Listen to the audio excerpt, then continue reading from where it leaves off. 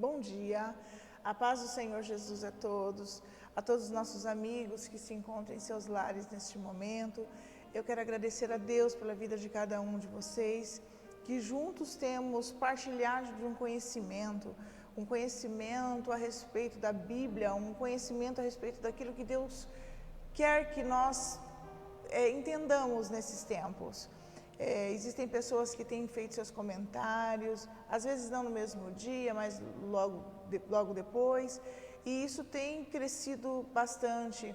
Eu acredito que todo conhecimento e entendimento que nós buscarmos em Deus, para nós será benéfico para dias melhores. Nós temos vindo numa sequência de estudos, trazendo sobre a restauração, a reconstrução da nossa personalidade. Nós sabemos que nós somos nascidos de homem e mulher, somos pessoas cheias de condutas, cheios de pormenores, que veio desde o nosso nascimento, veio desde a nossa gestação, alguns hábitos que ainda estão atrelados na antiguidade de pessoas que nós nem conhecemos. Com isso, muitas vezes acabamos desenvolvendo algumas características na nossa alma e gerando alguns conceitos negativos para nós mesmos.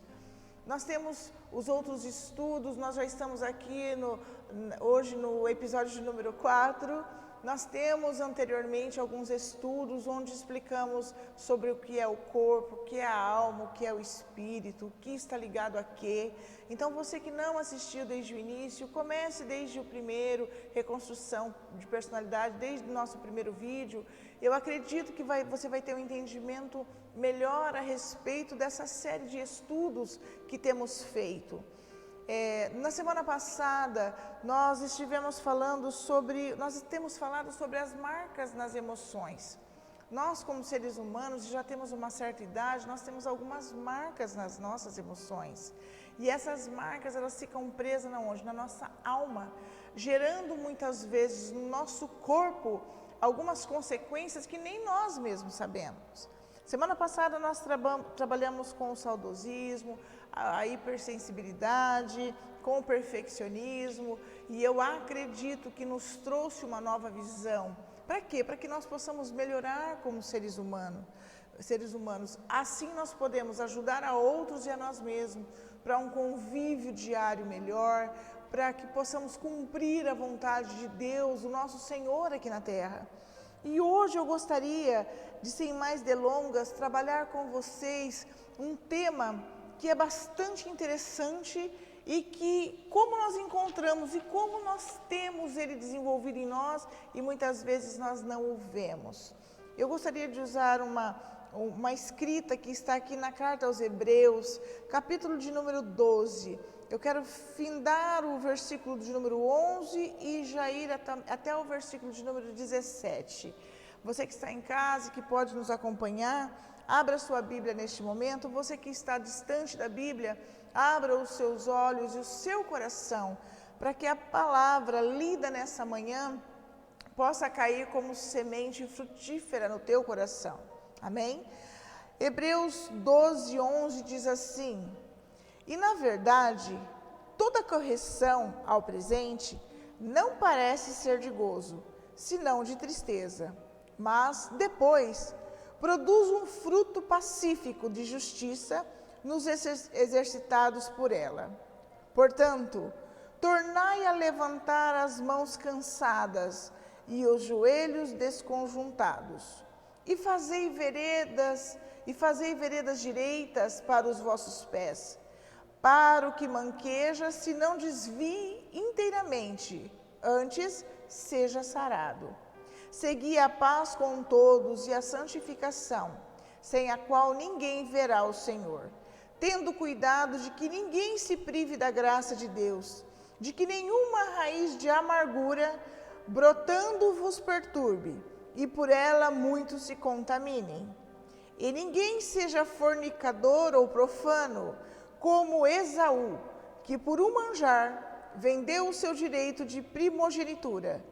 Porque bem sabeis que, querendo ele ainda depois herdar a bênção, foi rejeitado, porque não achou lugar de arrependimento, ainda que com lágrimas o buscou. Somente até aí. Nós temos uma informação muito rica aqui nas escritas aos Hebreus.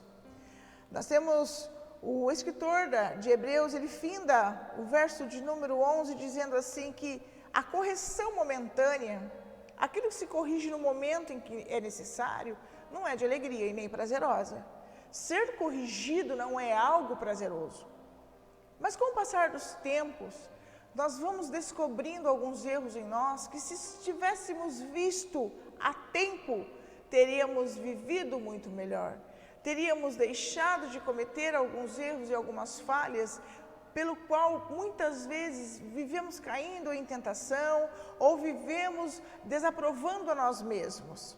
E Hebreus, o escritor, ele enfatiza isso no verso número 11. E ainda dá para nós uma direção no verso número 12, dizendo assim: portanto, tornai a levantar as mãos. O que ele quer dizer? Essas mãos cansadas, ele usa esse termo ainda. A minha Bíblia é na versão NVI, e ele traz para nós a certeza de que chega uma certa altura, o cansaço sobrevém a qualquer um de nós. E o cansaço do que, muitas vezes? O cansaço de nós lutarmos muitas vezes com as próprias forças, não sabendo muitas vezes onde é que nós estamos errando. E ele ainda afirma assim, tornai a levantar as mãos cansadas e os joelhos desconjuntados. Trazendo isso para nós, na nossa caminhada, isso muitas vezes acontece. No nosso dia a dia, nós vamos nos afligindo com muitas situações.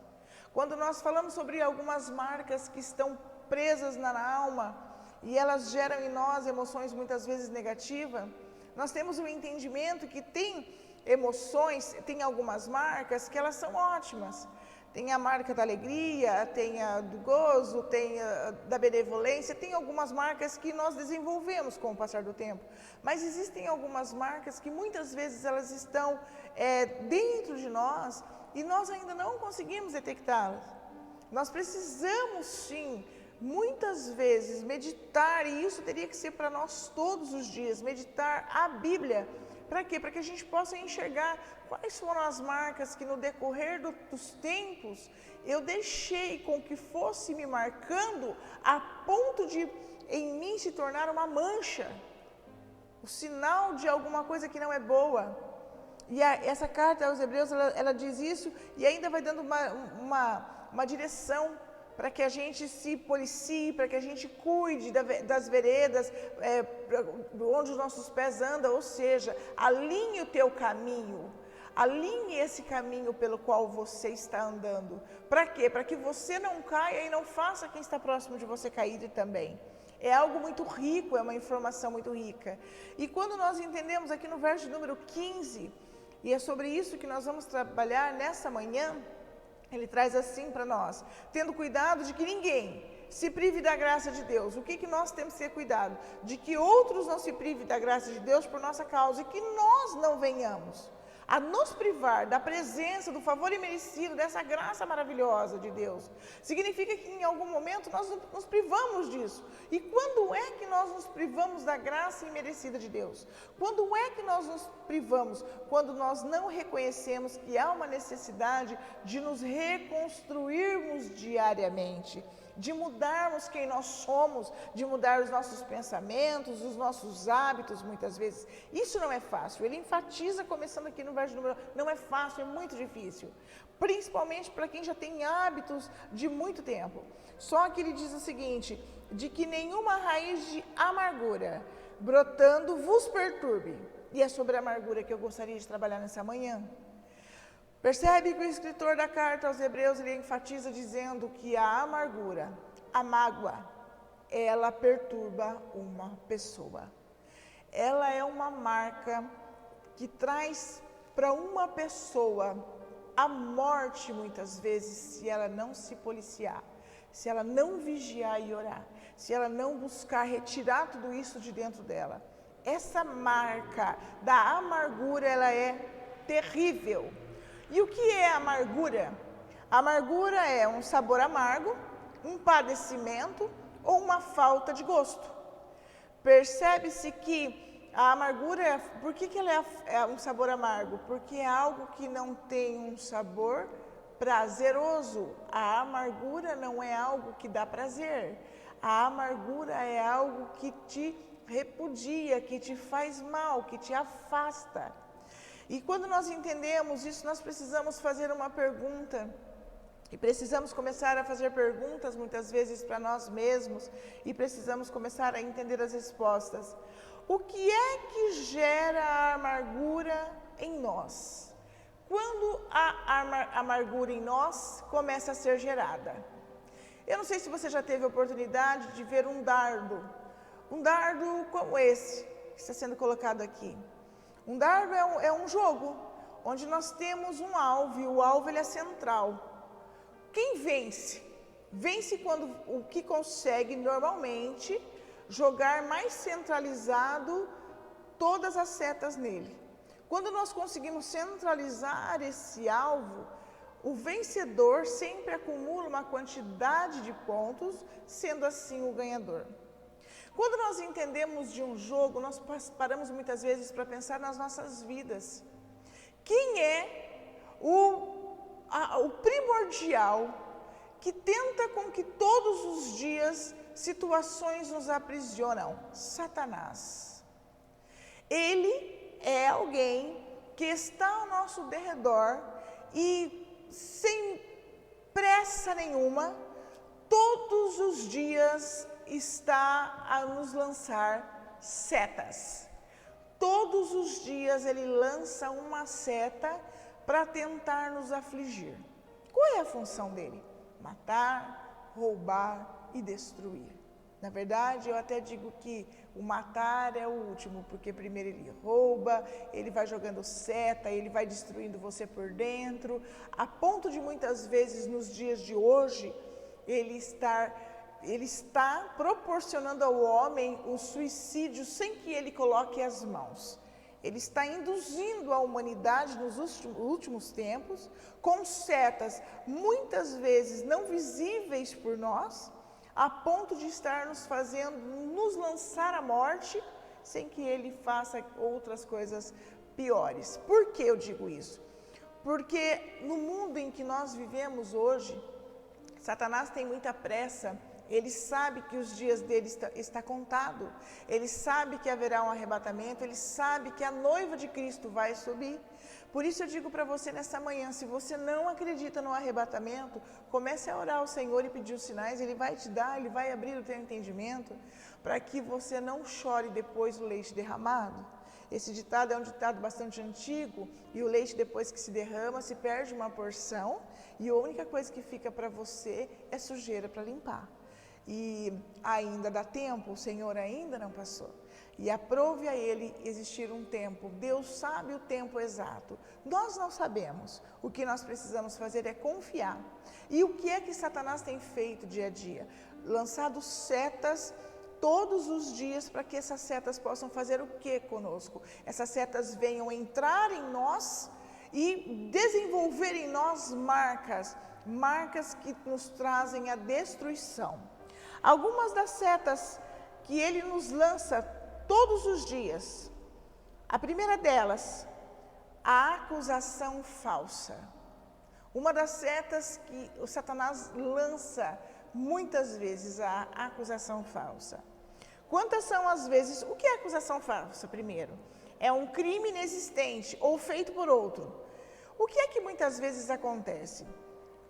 Qual de nós já não passou por uma situação de ter ocorrido ou um comentário, ou uma fofoca, ou uma intriga, em que teu nome foi lançado no meio e você nem sabia da história?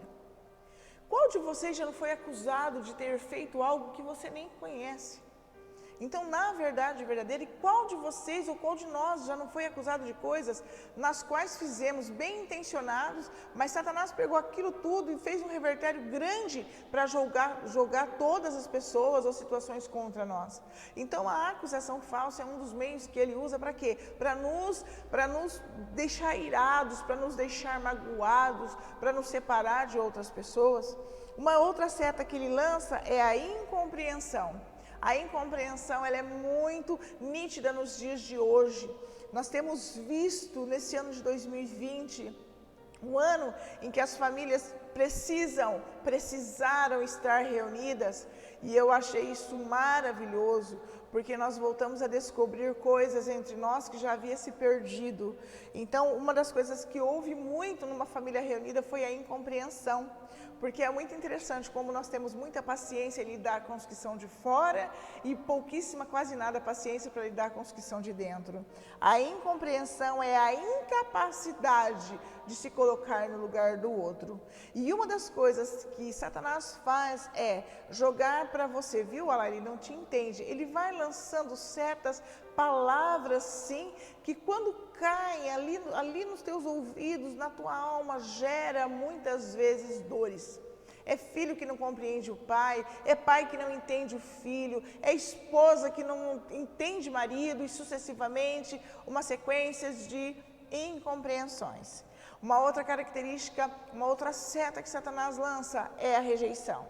A rejeição é uma reação a um órgão enxertado no organismo. O que eu quero dizer com isso?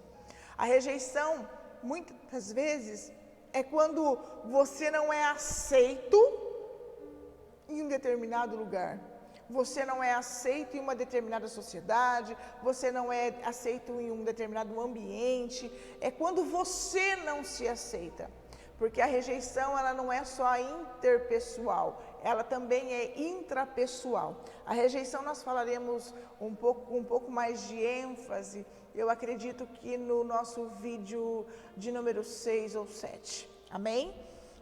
Uma outra seta que Satanás lança é o medo. O medo é a sensação desagradável suscitada pela consciência de que há um perigo real ou imaginário. O medo é uma coisa tremenda. Eu converso com muitas pessoas e tem pessoas que dizem assim para mim, dessa semana eu ouvi, nossa, eu estava num certo ambiente e ouvi uma pessoa me chamar e essa pessoa já morreu. E aí eu respondi para ela, você não pode se esquecer que o seu subconsciente, ele tem reservado a voz dessa pessoa, que caminhou com você durante muitos anos. Então é natural que ele traga à sua consciência a voz que já está ali, já está gravada dentro de você. Isso é natural acontecer. E te gera muitas vezes, para uns, medo. Tem outros que acreditam que até estão sendo chamados por aquelas pessoas. E nós precisamos começar como irmãos, trabalhar isso uns nos outros. Pode perceber que enquanto você costuma fazer uma trajetória de uma rua todos os dias e nada acontece, você não sente medo. Até o dia que você ouve uma história de que alguém passou por aquele lugar e foi acometido de alguma coisa. A partir daquele momento, a tendência é mudar o caminho, porque o medo começa a ser gerado em você, mesmo que você não tenha visto nada. Então, o medo também é algo que nós precisamos trabalhar em nós, porque existem medos que são necessários, sim, eles são reais, eles acontecem. Há uma necessidade de que nós venhamos a nos precaver, mas existe o medo imaginário, e o medo imaginário ele é terrível, porque o medo imaginário ele é algo que gera de algo que nós ouvimos e nem sabemos se é verdade. Amém? Uma outra característica, uma outra seta que se lança com frequência é a comparação. A comparação é o ato ou efeito de um confronto em sentidos ou sentimentos diferentes. A comparação. A comparação é algo que derrota o ser humano na sua construção diária. Quando nós comparamos as nossas vidas, o tempo que nós perdemos, coisas que poderíamos ter feito e não fizemos, nós começamos muitas vezes a destruir o projeto de construção que Deus tem para nós.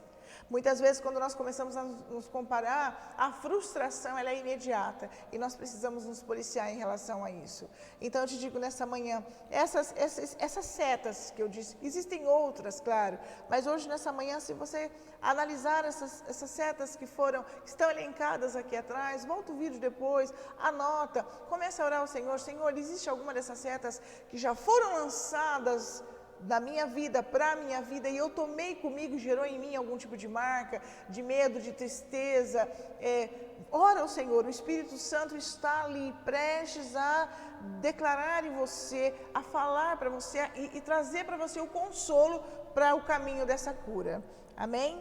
Uma outra característica é que essas setas, todas essas setas, quando elas são geradas, quando elas são lançadas, elas geram em nós, muitas vezes, uma das características primordial a qual o ser humano fica atrelado e não vê, que são as prisões.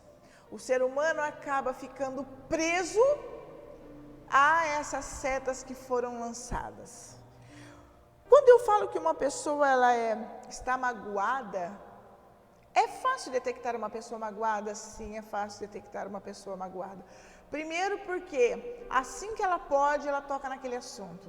É uma pessoa, quando ela está magoada com uma pessoa, com uma situação, a primeira coisa que ela faz é tentar fugir daquela situação, fugir daquela pessoa. A mágoa, o que é a mágoa? A mágoa é uma mancha natural causada por uma contusão batida.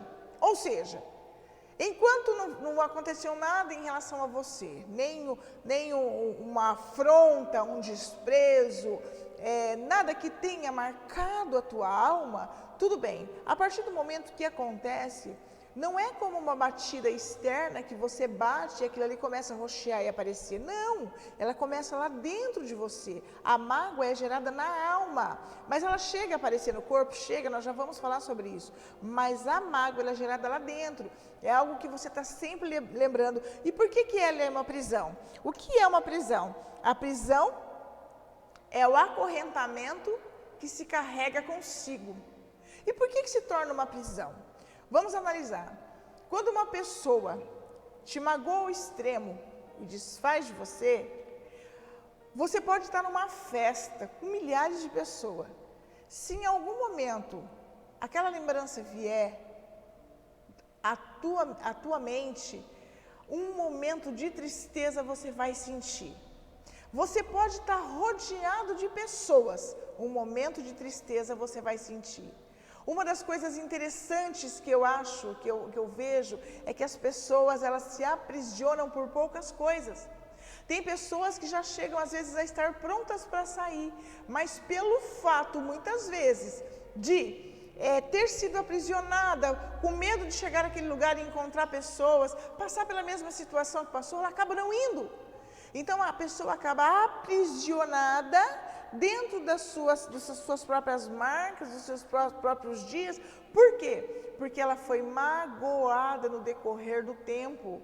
O problema da mágoa, o problema de quem está com amargura dentro de si, qual é? O problema é que quando onde ela for, ela acaba sentindo as coisas e vendo, e sentindo e trazendo isso para si. Isso é um problema seríssimo. Quando nós analisamos tudo isso, nós vemos a necessidade que o ser humano tem de estar se reconstruindo a cada dia. Para quê? Para que a gente possa dar sequência naquilo que Deus tem para nós. Uma outra situação que nós temos é que quando alguém desenvolve uma amargura, a primeira coisa que nós fazemos é estar distante de outras pessoas. E uma das pessoas que mais traz para nós a amargura, pessoas que mais geram em nós muitas vezes a mágoa, são pessoas que estão próximas de nós.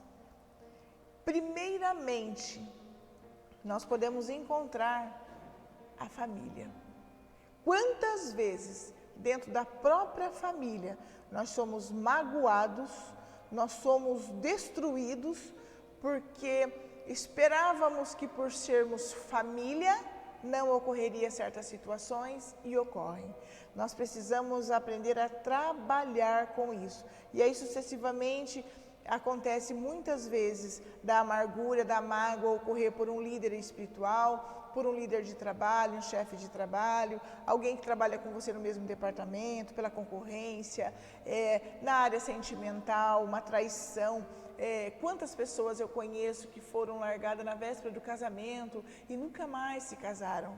Por quê? Porque foram aprisionadas naquela situação. Isso é muito sério. A amargura, ela vem de alguns incidentes, tá? A amargura, ela vem normalmente, depois de todas essas setas lançadas, ela pode acontecer de vir para nós, de algo que foi tirado, de algo que perdemos, ou de circunstâncias que nós não podemos mudar. Normalmente, uma pessoa, quando ela está amargurada, algo foi tirado da vida dela, ou ela perdeu um ente querido, ou é uma situação que ela não tem condições de mudar. Quando nós continuamos presos a essa situação, quando nós deixamos de pensar nessas situações para as quais nós perdemos. Nós temos normalmente pessoas que precisam buscar a cura diariamente. Nós precisamos buscar a cura diariamente. Quando nós entendemos essa necessidade, nós começamos a ver a vida com outros olhos. Por que é necessário lutar contra a mágoa? A mágoa é necessário nós lutarmos contra para nós podermos correr melhor o curso. Qual é o curso? O caminho para nós completarmos a carreira que Deus tem para nós. Às vezes você pode estar no teu lar nesse momento pensando assim, mas Deus não tem nada para mim. As coisas não têm acontecido de uma forma diferente, as coisas às vezes nem acontecem, Deus nem fala comigo. E eu digo para você que Deus anseia falar com você. Se tem algo que Deus ama é falar com os seus. Mas a minha pergunta é, o quanto de você tem disponibilizado para estar alinhado com Deus? Para liberar a Ele esse tempo, essa permissão de que Ele se achegue até você. Deus é amor, Deus não vai arrombar porta nenhuma para querer entrar na tua casa e mudar as coisas se você não permitir. Algo que nós precisamos é pedir ao Senhor, faça morada em mim, revela para mim se eu tenho mágoas, eu preciso saber se eu tenho te magoado por estar magoada, o que é que eu tenho deixado de cumprir, porque muitas vezes eu fico magoada com certas situações e não consigo me libertar delas. Quantos pais já perderam contato com seus próprios filhos, porque seus filhos fizeram um casamento que os pais não aprovavam, e com isso se distanciaram? Precisa se romper, meus amados. A vida é muito curta, nós precisamos aprender a viver o melhor dos dias, o melhor dessa terra enquanto aqui estivermos.